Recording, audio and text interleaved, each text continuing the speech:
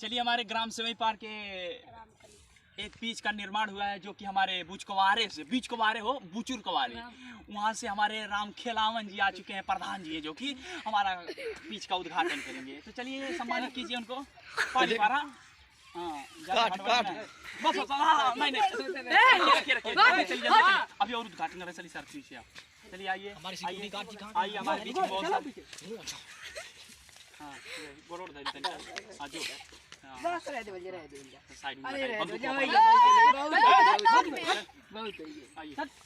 आप चलिए आप प्लीज चलिए बाहर चलिए बचकावन दास जी आइए बचकान की बारी आइए केक को खिलाइए थोड़ा।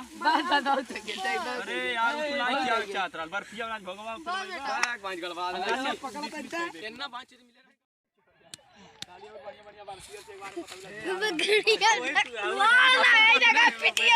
मिले मन होशियार बटे जन बिना कहले से कैली है। हां लेकिन और बात उनके सिखा डर बता बोला लेकिन पेन के